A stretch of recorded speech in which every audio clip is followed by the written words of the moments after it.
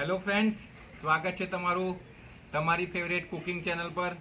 આજે આપણે બનાવીશું એકદમ તાજી કેરીનું ઇન્સ્ટન્ટ અથાણું. એમાં તમારે અથાણાને રાખી મૂકવાની જરૂર નથી. બનાવીને તાત્કાલિક જ તમે એને ખાઈ શકો છો, એનો આનંદ માણી શકો છો. તો ચાલો આપણે બનાવીએ આજે ઇન્સ્ટન્ટ કેરીનું અથાણું. તો મિત્રો, આજે આપણે બનાવીશું કાચી કેરીનું ઇન્સ્ટન્ટ અથાણું. તો કાચી કેરીનું ઇન્સ્ટન્ટ અથાણું બનાવવા માટે અહીંયા મેં લીધી છે આ 2 કેરી, જે વજનમાં આશરે 500 ગ્રામ છે.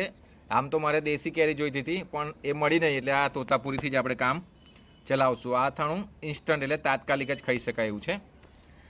સાથે મેં લીધા છે અહીંયા તમે જોઈ શકો છો મેથીના કુરિયા, વરિયાળી, હિંગ, લવિંગ, રાઈના કુરિયા અને મરી. તો આટલી સામગ્રીનો ઉપયોગ કરી અને આપણે ઇન્સ્ટન્ટ કેરીનું અથાણું બનાવશું.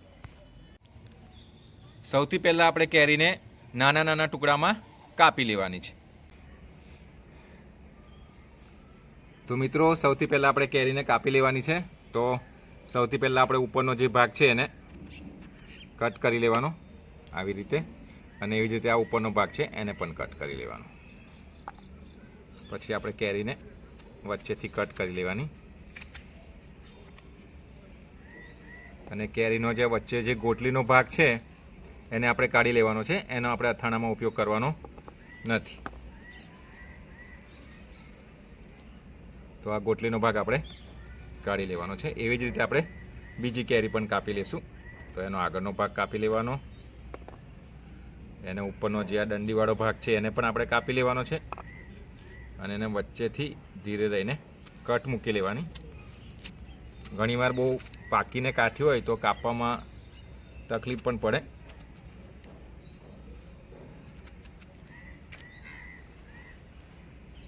તો આવી રીતે આપણે કેરીને વચ્ચેથી કટ કરી અને આ ગોટલી ખાસ કાઢી લેવાની.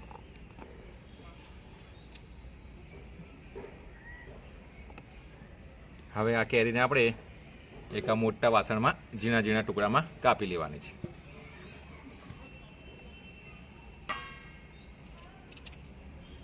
તો ટુકડા તમને જેવા ફાવે એવા તમે કરી શકો છો, નાના મોટા. અહીંયા હું નાના ટુકડા રાખું છું. તો ચાલો આપણે આ કેરી કાપી લઈએ ને પછી મળીએ. તો મિત્રો, કેરીને આપણે ટુકડા કરી લીધા છે. જો તમે કોઈ પણ આકારના ટુકડા કરી શકો છો, તમને જેવા ફાવે એવા. તો કેરીને ટુકડા કરી લીધા પછી આપણે બાકી બધા અથાણાની જેમ અને મીઠા અને હળદરમાં મોવણ કરવાની જરૂર નથી, કે એને 4-5 કલાક રાખી મૂકવાની જરૂર નથી, કે એનું પાણી કાઢવાની જરૂર નથી. આ ઇન્સ્ટન્ટ અથાણું છે, એકદમ સરળ રીતે માત્ર 5 મિનિટમાં બની જાય.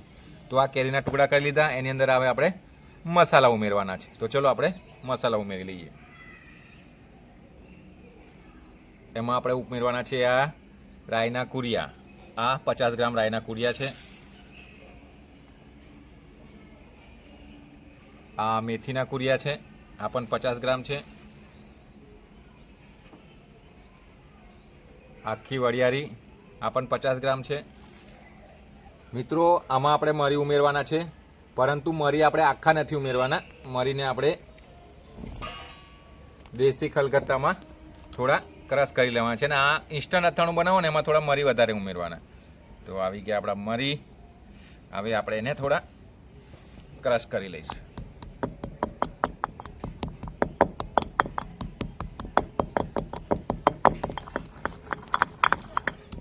તો આ જ સિક્રેટ છે મિત્રો, ઇન્સ્ટન્ટ અથાણુંમાં મરીને આપણે આવી રીતે અધકચરા કરી લેવાના છે.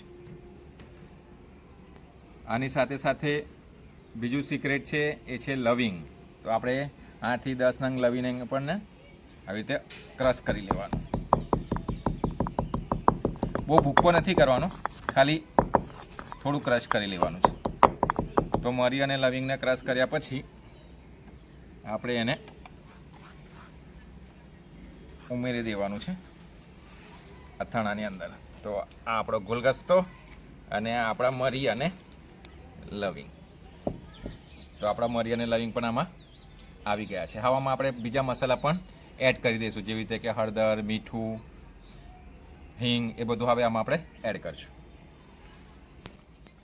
તો મિત્રો આપણે કેરીને ફાવે એવા ટુકડા કરી લેવાના. એની અંદર આપણે 50 ગ્રામ મેથીના કુરિયા, 50 ગ્રામ રાયના કુરિયા, 50 ગ્રામ આખી વરિયાળી અને સાથે આપણે 10 થી 15 નંગ મરીને અધકચરા વાંચી લીધા અને 8 થી 10 નંગ લવિંગને વાટી લીધા. હવે આપણે એની અંદર એકદમ તીખું લાલ મરચું ઉમેરવાનું છે 1 વાટકી.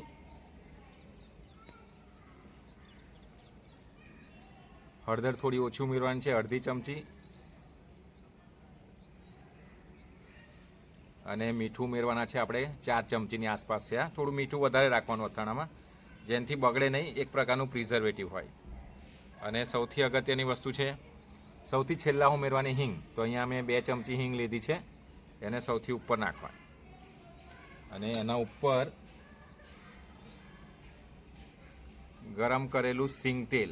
સિંગ તેલ ગરમ કરવાનું, પણ એકદમ ગરમ નહીં ઉમેરવાનું, થોડું ઠંડુ થાય ને પછી ઉમેરવાનું, નહીંથી આપણા મસાલા બળી ના જાય. નહીં તો બળી જશે તો મસાલાનો સ્વાદ આવે નહીં અને આ ઇન્સ્ટન્ટ અથાણાનો આનંદ તમે માણી નહીં શકો. પછી આપણે મજા નહીં આવે બરાબર ટેસ્ટમાં. તો આ તેલ ગરમ કરવાનું, પણ પછી એને થોડું ઠંડુ થવાનું પછી જ ઉમેરવાનું.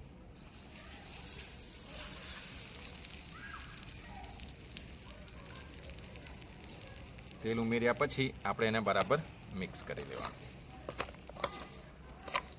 તો જેવું તમે તેલ ઉમેરશો ને એટલે ખુશ્બુ આવવાની ચાલુ થઈ જશે. તો આને બરાબર મિક્સ કરી લેવાનું ઉપર નીચે.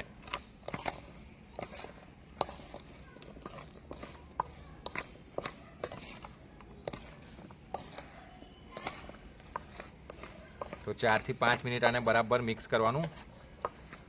તો તમે જોઈ રહ્યા છો આપણું ઇન્સ્ટન્ટ કેરીનું અથાણું તાત્કાલિક ખાવા માટે બનીને તૈયાર થઈ જશે. અને કાચની બરણીમાં ભરી લેવાનું. મિત્રો પણ આને આપણે લાંબો સમય સાચવી નથી રાખી શકતા, કેમ કે આપણે આમાં નથી લીંબુ ઉમેરેલું કે નથી વિનેગર ઉમેરેલું. તો આ અથાણું તમે 7 દિવસ સુધી ખાઈ શકો. 7 દિવસ પછી કદાચ આ બગડી જાય. તો આ ઇન્સ્ટન્ટ અથાણું છે, એટલે થોડુંક જ બનાવવાનું, 500 કે 250 ગ્રામ કેરીનું તાત્કાલિક ખાવા માટે. આને તમે લાંબો સમય સાચવી શકતા નથી બરાબર. હા, કદાચ તમે તેલ વધારે રાખો બરણીમાં ડૂબેલું તો લાંબો સમય 15-20 દિવસ તમે આને ચલાવી શકો છો. તો જોઈ રહ્યા છો કેવું સરસ બન્યું છે. અને આમાં મેન છે જે છે ને એ મરી અને લવિંગનો સ્વાદ છે. તો ચલો હવે આપણે આ અથાણાને કાચની બરણીમાં ભરી લઈશું.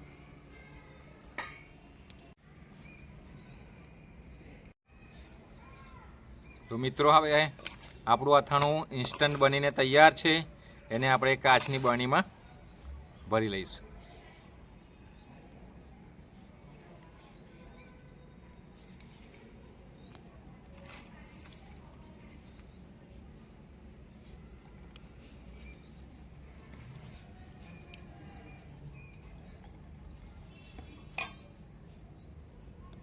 તો મિત્રો આપણું કાચી કેરીનું ઇન્સ્ટન્ટ અથાણું બનીને તૈયાર છે. હવે આપણે એને ઢાંકી લઈશું. તો જો આપણું આ કેરીનું અથાણું બનીને તૈયાર છે. તો મિત્રો કાચી કેરીનું ઇન્સ્ટન્ટ અથાણું બનીને તૈયાર છે. આ વિડીયો જોયા પછી તમે પણ તાત્કાલિક કાચી કેરીનું અથાણું બનાવીને જરૂરથી ટ્રાય કરજો અને વિડીયોમાં કોમેન્ટ કરજો કે આ વિડીયો તમને કેવો લાગ્યો.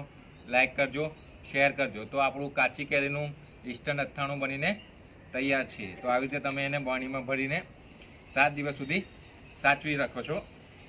આ ઇન્સ્ટન્ટ છે, આમાં કોઈ પ્રિઝર્વેટિવ નથી, એટલે 7 દિવસથી વધારે આપણે એને સાચવી શકીએ નહીં. પણ જો તમે તેલ વધારે રાખો તો 15 દિવસ સુધી ચાલી શકે છે. તો જો 500 કેરીનું કેટલું બધું અથાણું બને છે. કમસે કમ 15 દિવસો તમે આરામથી ખાઈ શકો છો.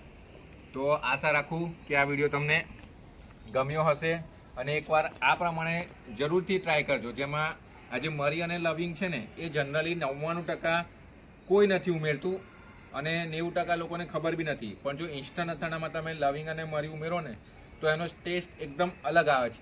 એકદમ ટેસ્ટી બને છે તમારું અથાણું. તો ટ્રાય કરીને મને જરૂરથી કહેજો.